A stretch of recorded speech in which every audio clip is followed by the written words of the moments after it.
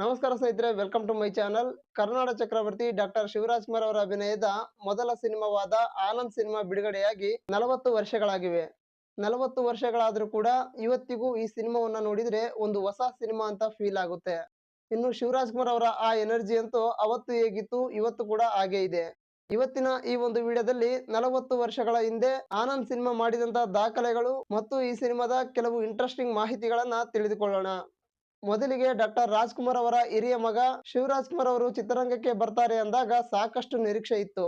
ಆ ನಿರೀಕ್ಷೆಗೆ ತಕ್ಕಂತೆ ಶಿವರಾಜ್ ಕುಮಾರ್ ಅವರು ಸಾಕಷ್ಟು ತಯಾರಿಯನ್ನ ಮಾಡ್ಕೊಂಡು ಬಂದಿದ್ರು.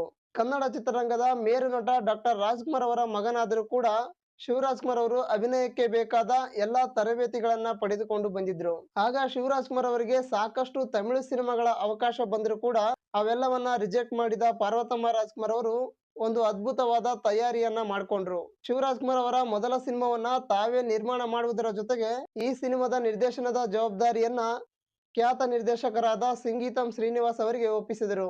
ಡಾಕ್ಟರ್ ರಾಜ್ಕುಮಾರ್ ಅವರಿಗೆ ಸಾಲು ಸಾಲು ಸೂಪರ್ ಹಿಟ್ ಸಿನಿಮಾಗಳನ್ನ ಕೊಟ್ಟಂತ ಸಿಂಗೀತಂ ಶ್ರೀನಿವಾಸ್ ರಾವ್ ಅವರು ಚಿ ಉದಯಶಂಕರ್ ಅವರ ಜೊತೆ ಸೇರಿ ಒಂದು ಅದ್ಭುತವಾದ ಚಿತ್ರಕಥೆಯನ್ನ ಬರೆದರು. ಆ ಸಿನಿಮಾವೇ ಆನಂದ್ ಸಿನಿಮಾ.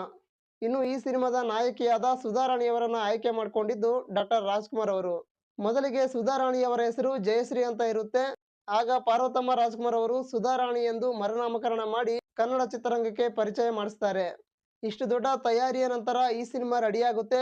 ಇನ್ನೇನೋ ಈ ಸಿನಿಮಾ ಬಿಡುಗಡೆಯಾಗಬೇಕು ಎನ್ನುವ ಸಮಯದಲ್ಲಿ ಶಿವರಾಜ್ ಕುಮಾರ್ ಅವರಿಗೆ ಮದುವೆ ಕೂಡ ಮಾಡ್ತಾರೆ. 1986 ಮೇ 19ರಂದು ಶಿವರಾಜ್ ಕುಮಾರ್ ಅವರ ಮದುವೆ ಮಾಡಿದ್ರೆ ಅದೇ ವರ್ಷ ಜೂನ್ 19ನೇ ತಾರೀಕಿಗೆ ಈ ಸಿನಿಮಾ ಬಿಡುಗಡೆ ಮಾಡ್ತಾರೆ. ಮದುವೆಯಾದ ಒಂದು ತಿಂಗಳ ನಂತರ ಈ ಸಿನಿಮಾವನ್ನ ಬಿಡುಗಡೆ ಮಾಡ್ತಾರೆ. ನಂತರ ಈ ಸಿನಿಮಾ ರಾಜ್ಯಾದ್ಯಂತ ಬಹಳ ದೊಡ್ಡ ಮಟ್ಟದ ಓಪನಿಂಗ್ ಪಡೆದುಕೊಳ್ಳುತ್ತೆ. ರಾಜ್ಯದ ಹಲವು ಕಡೆ ಈ ಸಿನಿಮಾ 38 ವಾರಗಳ ಕಾಲ ಪ್ರದರ್ಶನವನ್ನ ಕಾಣುತ್ತೆ.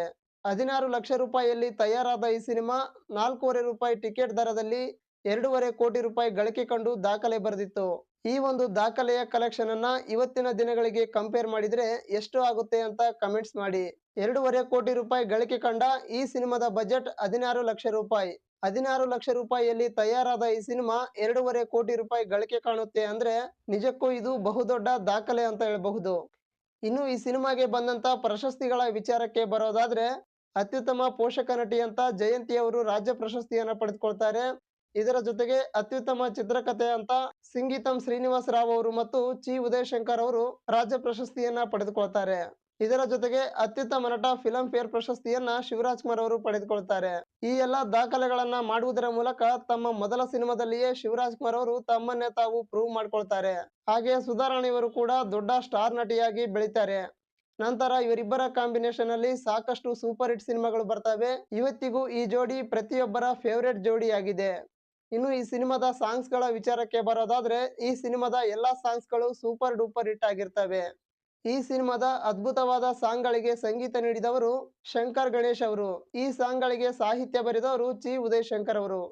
ಇದಿಷ್ಟು ಈ ವಿಡಿಯೋದ ಮಾಹಿತಿಯಾಗಿತ್ತು. ಈ ಮಾಹಿತಿ ನಿಮ್ಗೆ ಇಷ್ಟವಾದ್ರೆ ಲೈಕ್ ಮಾಡಿ, ಕಮೆಂಟ್ಸ್ ಮಾಡಿ, ಶೇರ್ ಮಾಡಿ. ವಿಡಿಯೋವನ್ನ ಪೂರ್ತಿಯಾಗಿ ನೋಡಿದ್ದಕ್ಕೆ ಧನ್ಯವಾದಗಳು.